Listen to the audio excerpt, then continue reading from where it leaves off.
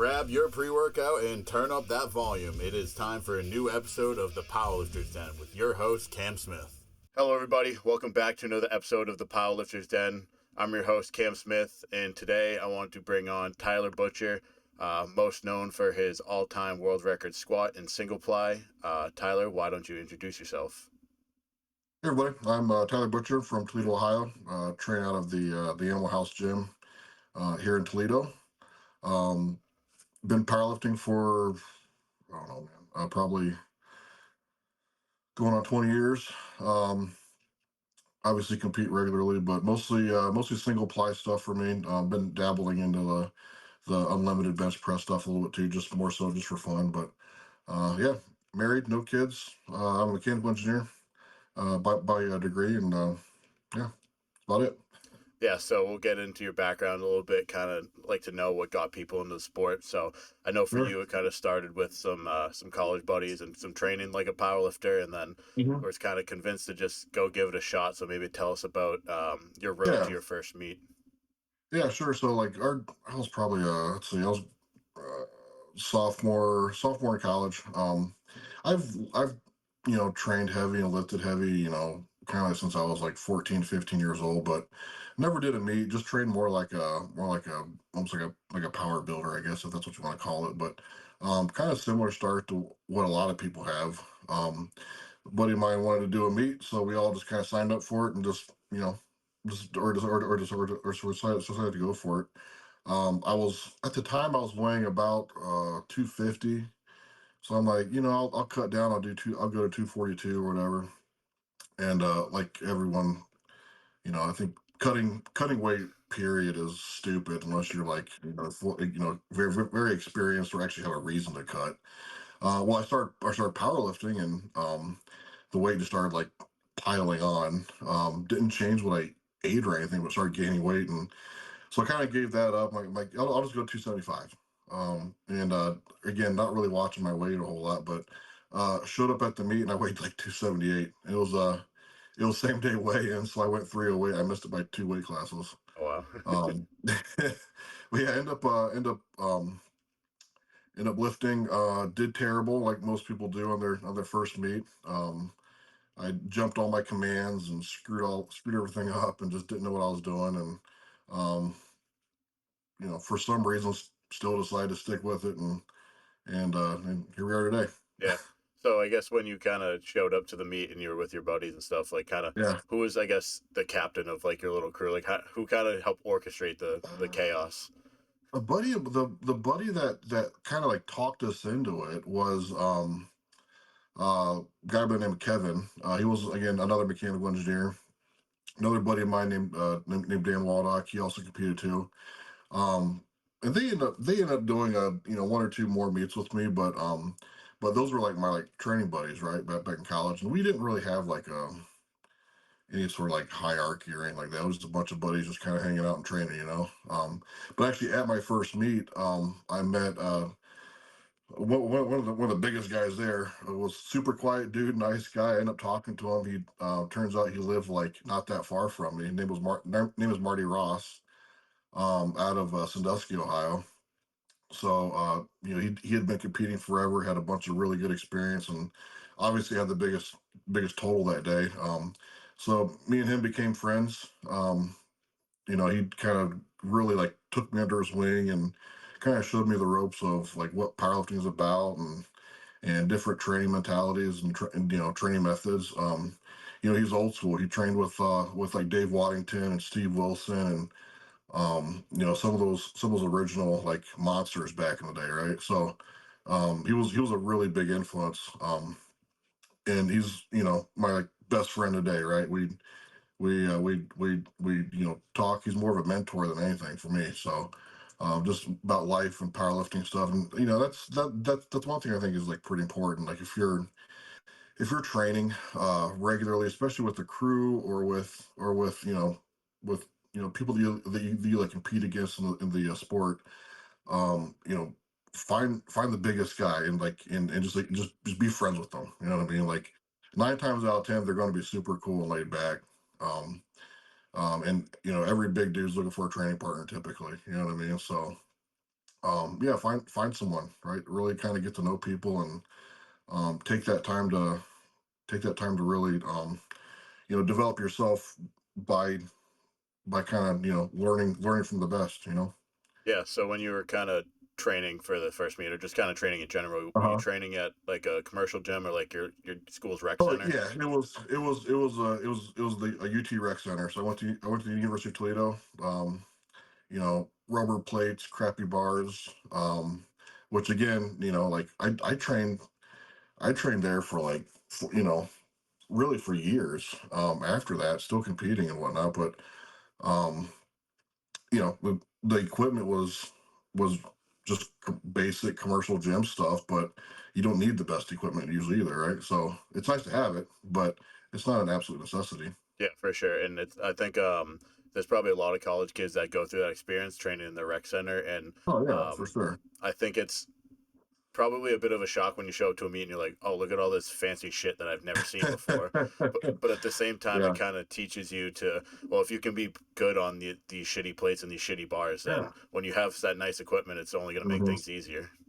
Yeah, and there's you can kind of go to the extreme. I've seen that a lot. Like almost, it's really I'm gonna make myself sound old, I guess, but like up until like maybe 10 years ago, like you didn't really have like people like I gotta go here to this place to train because they have calibrated plates and they use these specific bars and blah blah blah blah. Like especially from like a college age kid.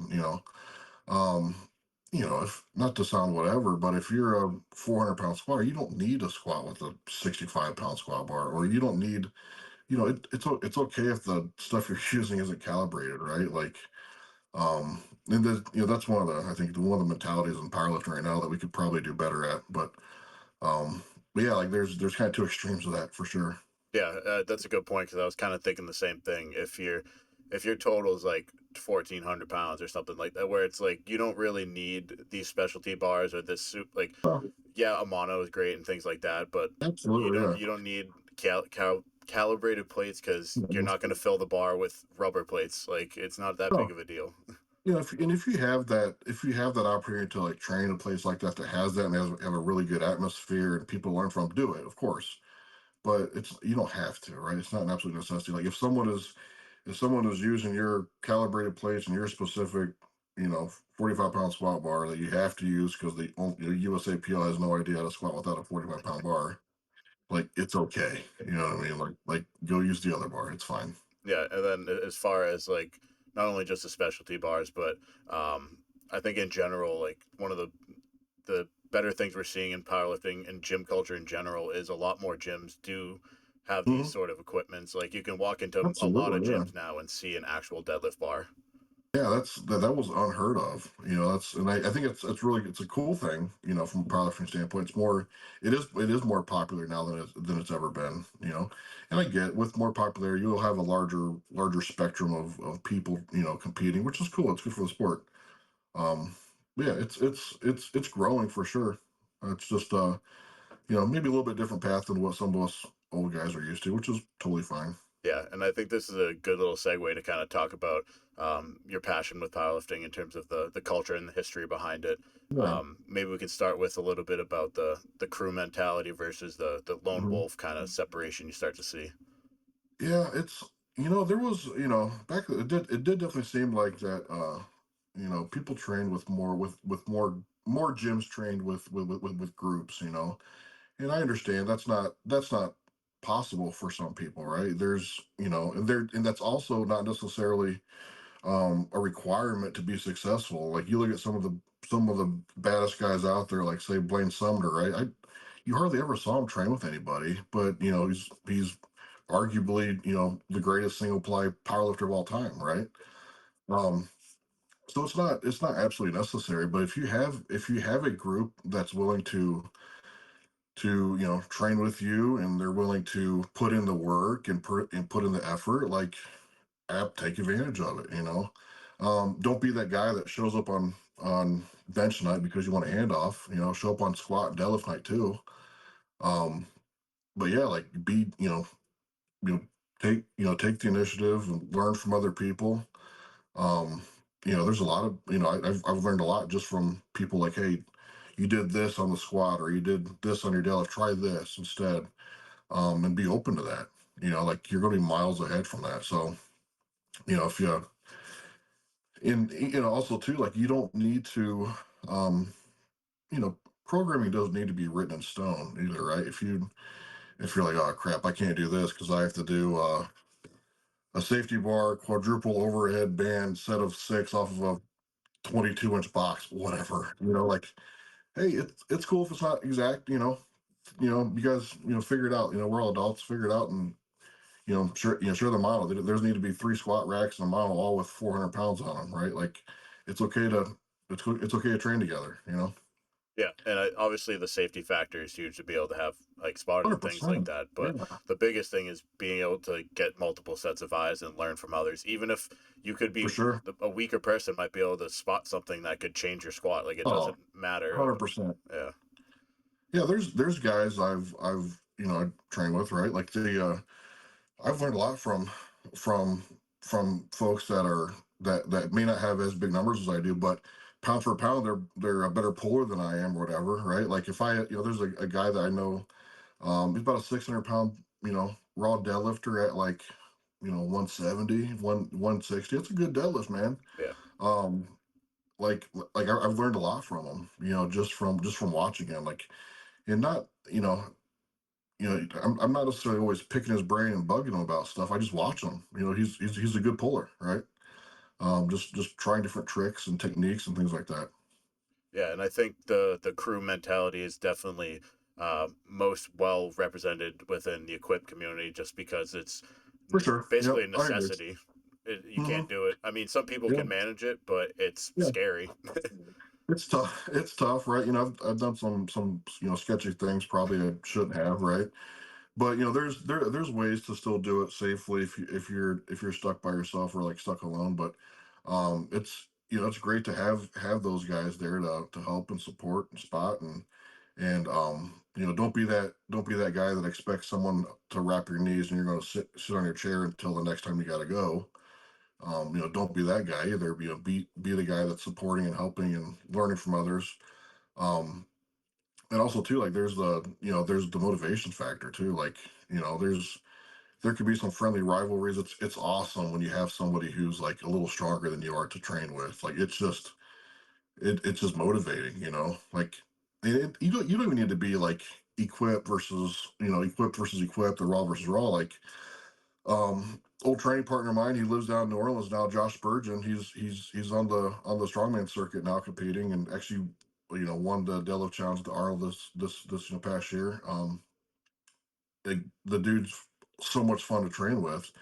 900-pound raw squat, and you know 850 900-pound powerlifting deadlift, 530 raw bench. Like, that's fun to train with, what I'm saying, like, just training with strong people's fun. And I think, speaking of equipped, we'll talk about what kind of got you into single ply and maybe what Yeah, led up to your first time breaking the all-time world record squat.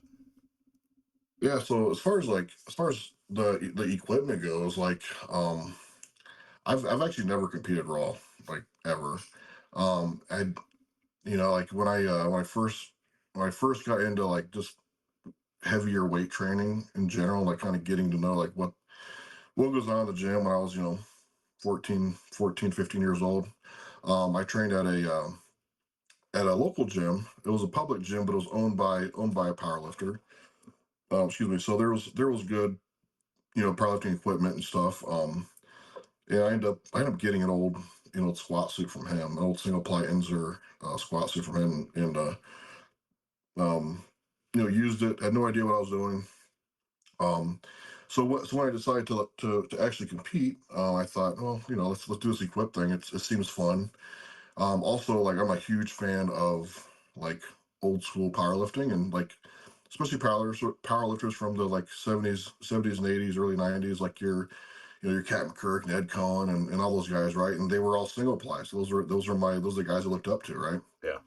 So, um, so I wanted to. In fact, the first squat suit I bought was a Super Centurion, because Captain Kirk wore a Super Centurion, right? So, And so I ended up ordering one and eventually figured it out. Took a little while, um, but yeah, so that's kind of what I've just always been around and kind of stuck with.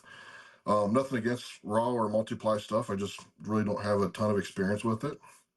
I still like it. It's fun to watch and fun to train with guys that do that compete raw or multiply. I just don't have as much experience in that. Um, and then back when I first started powerlifting, let's see, Scott Cartwright had the single ply squat at like 1030 or something like that. So that was always something kind of cool. Like I wanted to like work towards that. You know what I mean? That would have been probably in 2008, probably somewhere around there. Then Brian Siders came along and had that monster like unheard of 2615 single ply total. That was just like so super fun to watch, right? So those sorts of numbers were kind of in the back of my head for years, right? I wanted to be like one of those guys.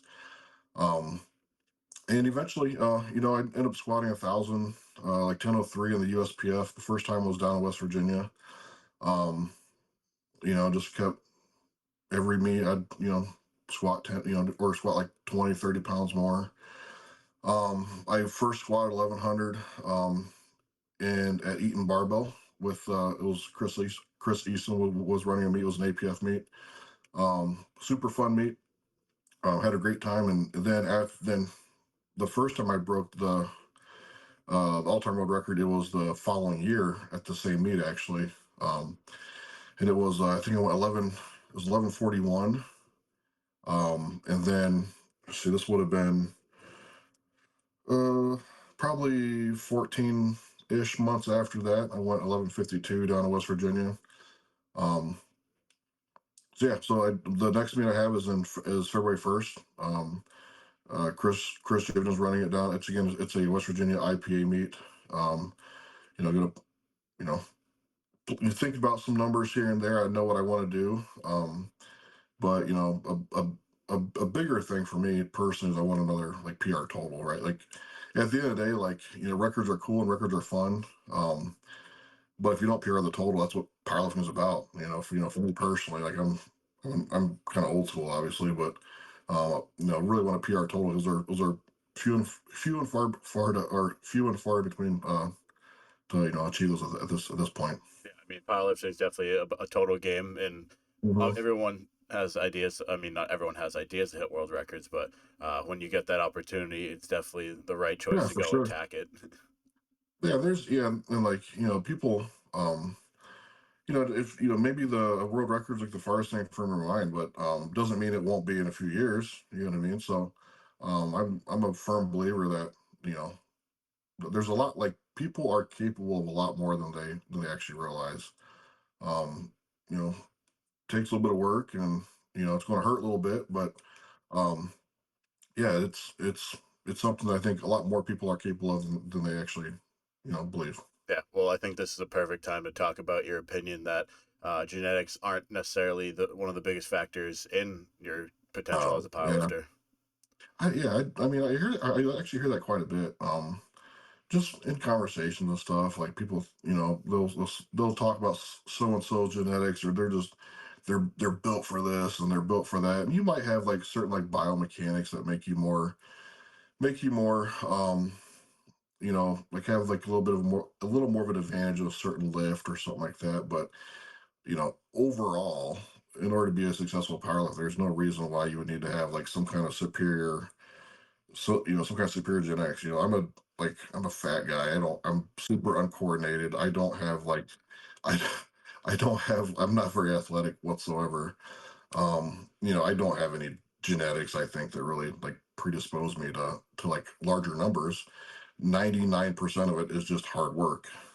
So it's getting in when you don't want to, and doing the reps, and not just not just doing the fun stuff like the heavy singles, the heavy reverse band kind of stuff, like the fun stuff. It's not always that. Sometimes it's climbing under the bar and doing a couple sets of five or something like that. It's just not as fun, but you got to do it, right? So, Yeah, but build that base. So, I fully agree. I think obviously on both ends of the spectrum, like in the extreme ends, there's definitely people that are genetically Sure, gifted for it. They absolutely. can walk into the gym for the first time and Hmm. deadlift 600, and there's some people Hmm. that will never pull 600. But at the same Hmm. time, vast majority of people can have a successful powerlifting career Oh yeah, without relying on special powers.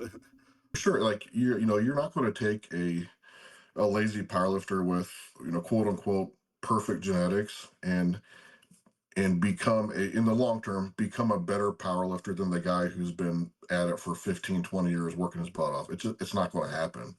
And then you even look at some of the guys that you know you look at how they're built or how they're whatever. Like some of the guys don't have great genetics for a specific lift, but they're still really good at them. Like um look at Ed Cohen, right? So Ed Cohen is he's built a deadlift, right? He's built a squat, just built for that.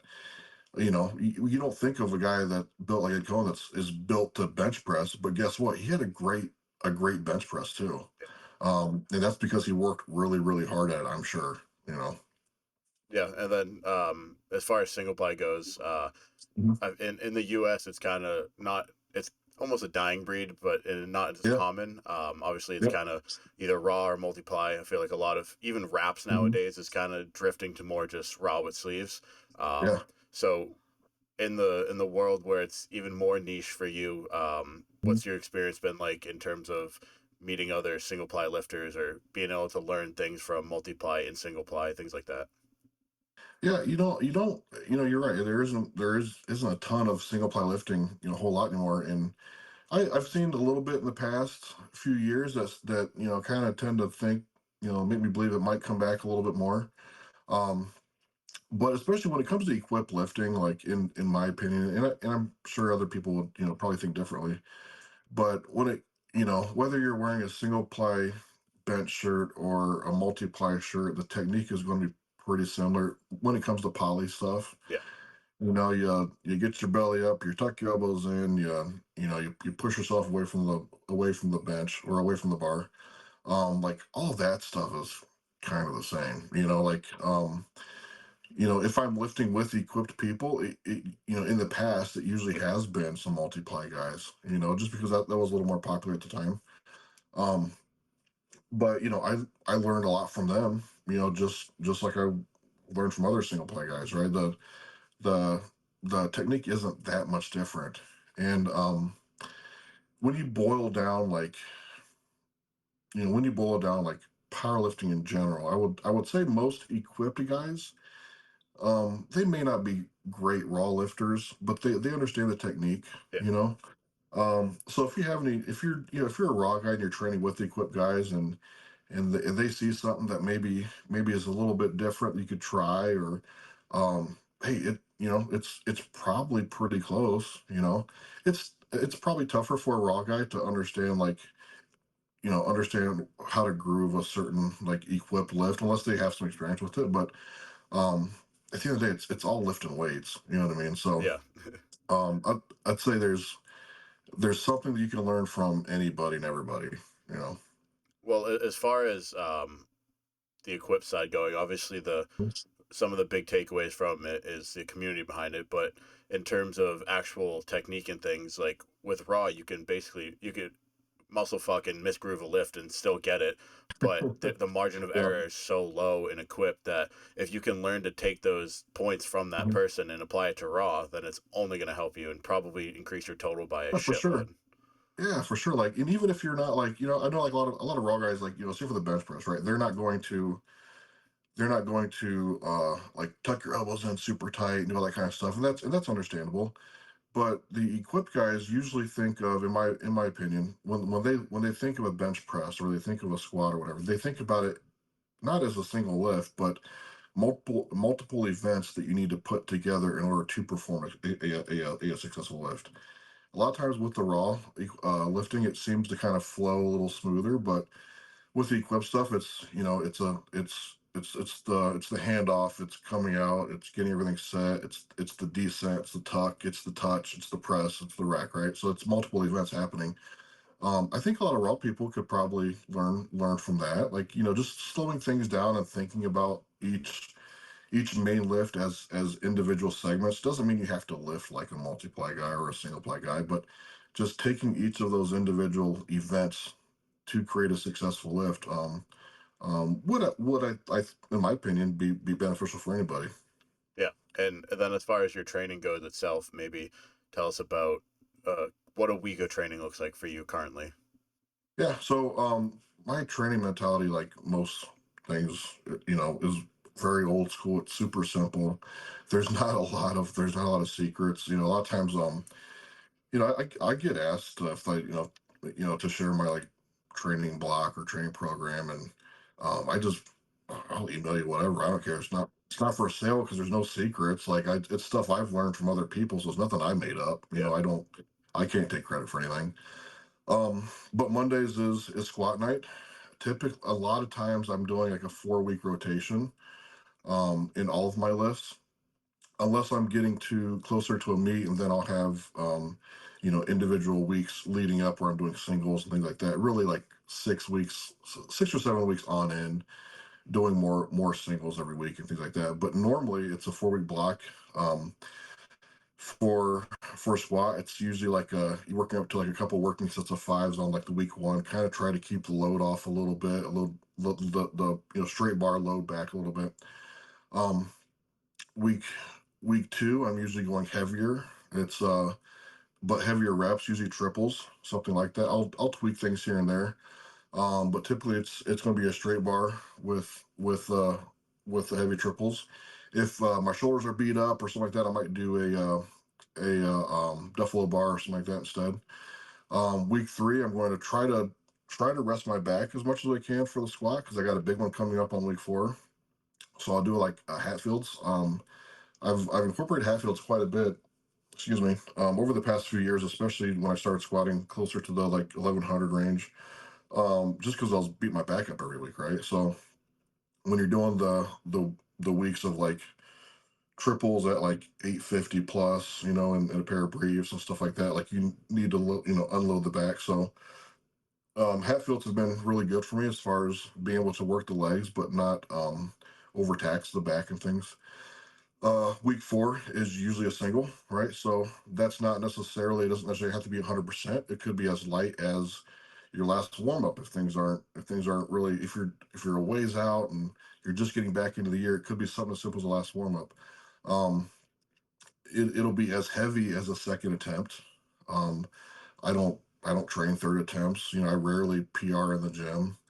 I like if I my heaviest squat in the gym typically before a meet will be approximately what I did last meet. Um, I'm not really interested in trying to PR on the gym. It's not worth it. Yeah. Um, Tuesdays are my upper body shoulder I call it prehab day. So like light bench presses, sets of tens, um, lots of delts. Um, one thing I guess to note is every single workout I do some sort of trap and like lat movement. Just try to build as much thickness as you can there. Thursdays is deadlift. I follow a very similar routine to squat, where week one is some reps. Week two I'll do something heavier for a triple. Week three I'm going off of a box, something heavy off of a box, and then week four doing like a single of some sort. Um, and then on bench, again 4 week split. So for me, I'm usually in a shirt. If I'm not anywhere near a meet, I'm usually in a shirt only about once a month. Um, there's a lot of guys that are in shirts way more than that, and I'm not an expert bench presser by any means. Um, so I do a lot of volume with my Widowmaker. Um, week one is typically like sets of five, with a single ply Widowmaker. Week two will be like a two board sets of triples with the Widowmaker. Week three is going to be something like a two ply triple Widowmaker to the chest. Week four will be a single on the shirt. So whether it's a poly, whether it's the unlimited, a range of boards. Typically, I'll do board work. I'll do board work leading up to a meet, but gradually like going from a two board, one board, half board, no board. Um, you know, things like that. Getting the bar down to the chest, getting it to touch. Um, things like that. So, and then leading up to a meet, anywhere from 6 to upwards near 8 weeks out, I'm doing singles every other week. Um, Weeks like 5 on end, I'm doing them pretty much every week. Not heavy every week necessarily, but again, last warm up opener, leading up to like the you know 3 ish 4 weeks out, doing something pretty heavy, right? Something I want to get done, at the meet or something close to that. Um, and then 3 weeks out, hitting something. 2 weeks out, last warm up, rest, and ready to go. So it's. I know that was a little bit long winded, but it's very simple. There's no or nothing crazy about it. It's all based off of fives and threes and singles and percentages. Yeah, I mean, if you boil down pretty much anyone's program at an elite level, it all comes down to very similar things, and Hmm. um, just having you go through that kind of maybe help someone who's not into the sport as well, or I guess at this level, be able to be like, oh, it's really that simple. Yeah, there's nothing like it doesn't have to be overly complicated. You don't. And if something's not right that day, if like, hey, somebody else is using the cambered bar, and you don't need to sit there for 2 hours waiting for them to get done with it. Like, do something else. It's not gonna hurt anything. For sure. And then as far as the equipment itself, I know Mhm. obviously multiply tends to last longer. Some people can rock an LUP till they start to finish their career, but Yeah. Hmm. I know single ply can somewhat have a short lifespan.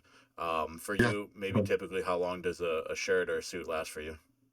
When it comes to single player, I beat stuff up bad. Like I wear it way too tight. Probably, honestly, probably to a fault.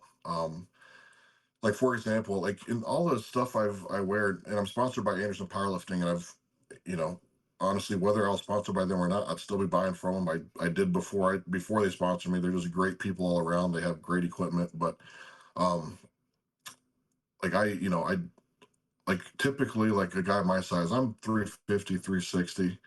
I'll wear an off the shelf size 50 squat suit. That's for like a 280 pounder. It's tight. It's super tight, probably too tight, but it's what I'm used to, so I use it. Hmm. Um, so wearing it that tight, I typically will get like, um, as far as like the amount of rebound that I expect from it, I only get a meet out of it. Yeah, Um, but at the same time, I'll use it for training, so um, like I'll try to use a lot of my older equipment in training, leading up to a meet, and then you know a couple months out, bust out the fresh, crispy stuff, break it in real quick. The one good thing about wearing it tight and I guess being able to handle the loads is that it breaks in very quickly. yeah, So typically for me, like I need like for a squat suit, if I get 3 workouts in it, I can usually make it work. Um, Whereas when I first started, I got a suit that was probably too tight for me. It took me like 4 months to make it work, right? yeah. So some of that comes with experience, being able to figure out how to break stuff in more efficiently, also too. Definitely. I think that's definitely something that experience is huge for it, being able to kind of Mhm. recognize when you need something new. At this point, it's probably like a second nature to you. But as far as kind of Mhm. figuring that out, when did you? What were some of the telltale signs when you weren't getting the rebound you look for? Yeah. So typically for me, it's and really with single play, it's not as much about the rebound, but more about the stopping power, right? So if I was benching and I'm getting up to my opener-ish weight and it touches fairly easily, Yeah, search you on. You yeah, know what I mean? Like it should be difficult to touch your opener. Um, when it comes to like the squat, there's a certain tightness that you grow to become accustomed to, especially in the hole. And again, there's a certain stopping power that when your hips hit a certain depth and you're like everything just seems to like slow down and stop, right? yep, When you don't have that and you feel that you're stopping the weight and supporting it, um, more so than you would normally, you can tell pretty quickly if it's going to work or not. But it's great to train with that kind of stuff. You don't want super crispy stuff for every single workout. Um, it's not going to. Hey, it's difficult and it's tough on you. It's going to tear your tendons up on the bench press when they're squeezing your biceps super tight, stuff like that. Um, but yeah, like you're not going to want something super tight. And even so, this is a little bit off topic, but um, we have some raw guys in the gym that like they'll wear a loose pair of briefs. Once in a while, and you think of like a raw guy bench pressing, and they'll throw a widowmaker or a slingshot or whatever on, right? As like a week to do something different, Yeah. or even reverse band or whatever. Like think of it like that. Like it's okay to wear a loose pair of briefs once a month to save your hips a little bit and do something different. Um, but we've seen guys do that and get and still get carryover. Um, I'm a little bit different because I don't ever really train raw. Maybe a little bit for reps and stuff, but nothing like super heavy. But throughout the years, as I've competed and trained and equipped, my raw numbers have gone up. Yeah, definitely. So there's way, you will get stronger. Either with the equipment or without of it. I mean, the whole thing about the whole misconception from the I guess the raw click of that the gear does all the work is something that drives me crazy, especially now that I've done a multiply meet and literally like Yeah, two weeks after my multiply meet, I hit an all time raw bench PR and absolutely yeah, smoked it. Like it's it's pretty cool, isn't it? yeah, exactly, and it's like You know? I do like that idea of like you said with like a slingshot, a widowmaker, anything like that, Yeah. or just briefs, just being able to Hmm. overload, handle some more weight, and just kind of be able to Hmm. learn that style. Even if you're going to completely raw, I think using those tools as an overload tool is something that benefits everyone. Absolutely.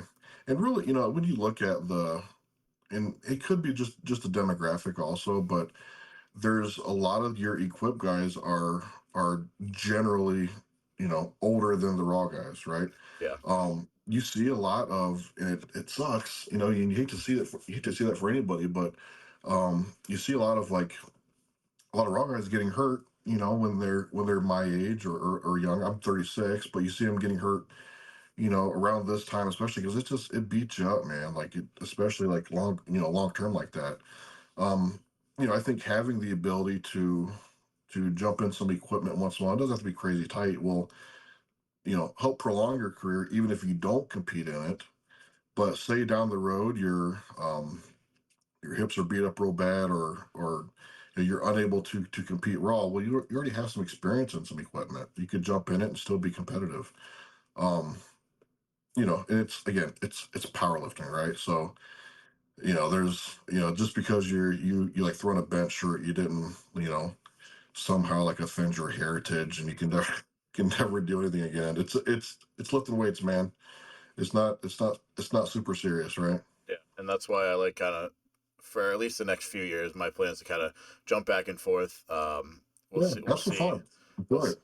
we'll see which one I definitely leaning towards multiply just because it's just Mhm. fun. It's just so much more fun. It's fun, yeah.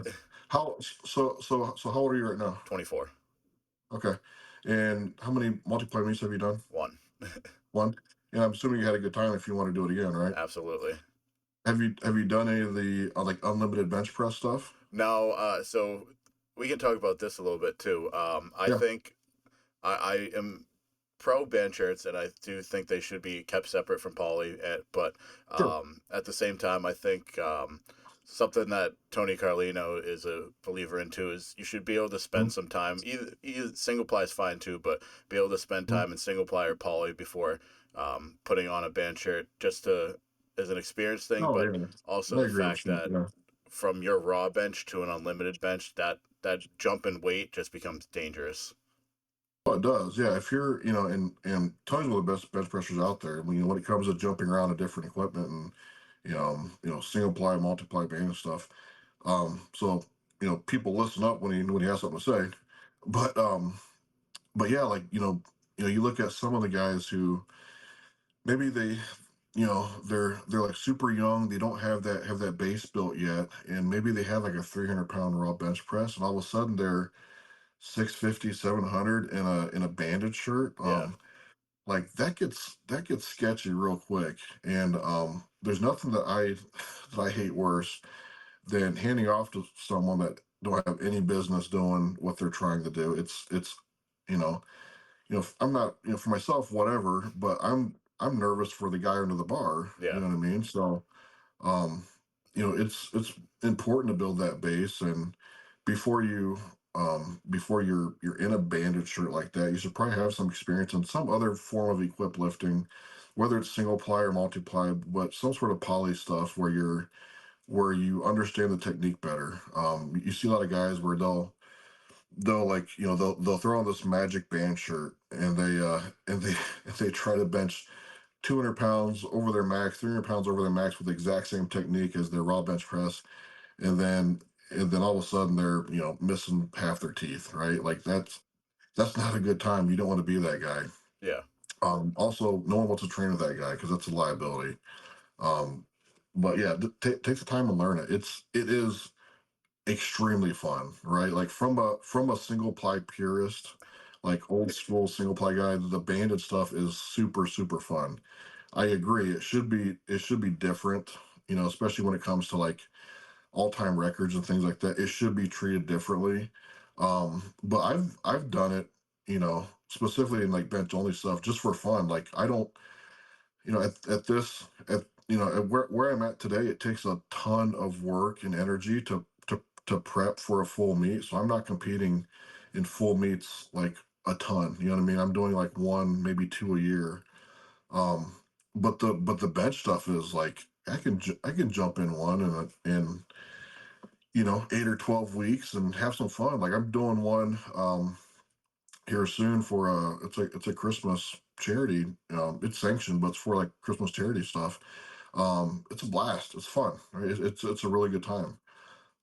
So, and also I'm thinking long term too, right? So eventually the wheels are going to fall off, Yep. and I'm not going to be able to do what I'm doing now, but I could probably bench press still, So I'm more likely to be able to be competitive in the bench press longer than I am, you know, competitive in the squat. So, it'll give me an outlet at some point in time to be able to still compete and have a good time. Yeah, and I think that's one of my favorite things with the band shirts is it allows people with either even if you blew out your shoulder in high school and you're only Mhm. 25, like it allows Yeah. some people to compete that would not be able to otherwise.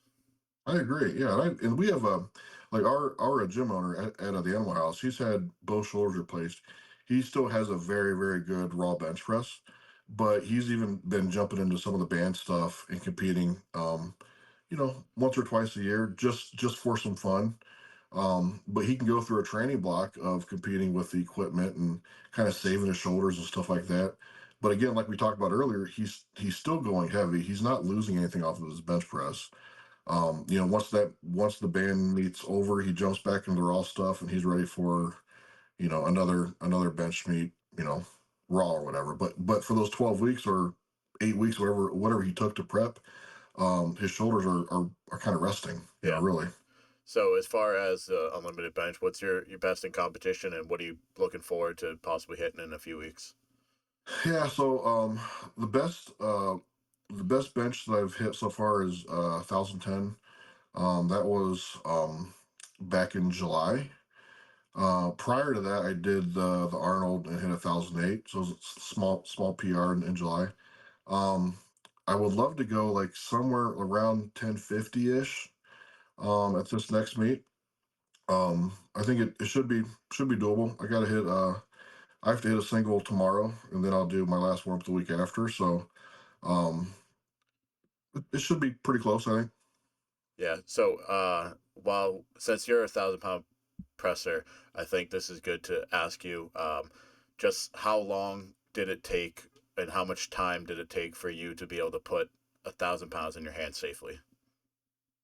Um, I would say so. Like, I had already benched like 810 or so single ply before the band shirt stuff came out. And even before the full band shirts came out, we had the Titan Magnum Rams and the things like that that started kind of looking more like that. Um, so I had 850 to 900 or so, kind of in my hands at that point in time to get accustomed to the point where 1,000 pounds didn't feel like it was going to kill you. It it took a few years. For me, it took probably a couple years at least. And also, I say that I'm not a good banded bench presser, right? There's a lot of guys that are way better than I am. Um, you think of like Jimmy or like Tony or whatever. Like it probably took them way less time, but for me, it took about that long. It took a little bit for me to learn how to use it too. Um, I was talking to Jimmy when I was first getting into the banded shirt stuff, and um, something that he had learned. I think he was even talking to like to Ryan Kennelly or something like that, which obviously Ryan's one of the best all time bench pressers in history as well. Yep. Um, but when you put that band shirt on, it feels so much different than like a poly single ply or even a multiply poly shirt that you want to bench differently with it. And a lot of people still do, and they do well. Um, but Jimmy for himself, he found that using the normal his normal technique on what he would use for a poly multiply shirt equated, or even single ply equated over to, or grooved well for him as far as the band stuff goes. And I started doing that, and it felt way better. I didn't feel like I was like fighting the shirt as much. The big thing for the band stuff is that it's obviously it's more about rebound versus the stopping power, but so you can get the weight to touch if you're patient enough. It's just a matter of like being patient and getting used to that time under load and things like that. Like you're gonna probably be under load longer than you are normally used to. So getting used to that, is really the main thing for me. Yeah, 100%. And I think one of the important things is uh, with that sort of weight and being able to handle that sort of weight, like we were saying with someone new hopping into it, just because you can put 650 on that with that shirt doesn't Mhm. mean you should. No, you need to think about long term, right? Like there's times and there's places to to try those big PR attempts and things like that. But if you don't have the confidence, or you're putting somebody else in danger with it, like just give yourself a little bit of time, right? Like get bigger, gain a little bit of weight, put on the muscle. Don't be scared of putting on 10, 15 pounds if you can, filling out the shirt a little bit better, just getting some experience, right? It'll do you more good in the long run anyway. Yeah, couldn't agree more. Well, I think we could wrap things up here. So I'll ask you my final question. If you could Sure. give a new powerlifter or someone going into their first meet a word of advice, what would that be? Going into their first meet, just don't have a ton of expectations. Your primary objective there for your first meet is to learn, right? So learn all that you can. Um, especially if it's a local meet, try to meet as many people as you can. Find the biggest guy that's there, and after the meet, introduce yourself, and I'm sure he wouldn't mind talking to you, pick his brain a little bit. Stay in touch with those kind of guys, and if you can, train with them also. And also, like, don't cut. Like, don't worry about making weight. Weigh whatever you want to weigh. It doesn't matter. Um, but yeah, the main thing is have fun and learn. Like, there should be no expectations. You're not going to blow the world away at your first meet. And if you have a number that if you want to hit the 165 15 to 17-year-old state record for who knows federation, that's fine, but it doesn't matter. Just don't get too wrapped up in that. Yep. Like, learn, like, enjoy yourself and learn. I fully agree. Well, I want to thank you again for taking the time to come on. It was my pleasure. Absolutely, I really had a good time talking to you, Cam.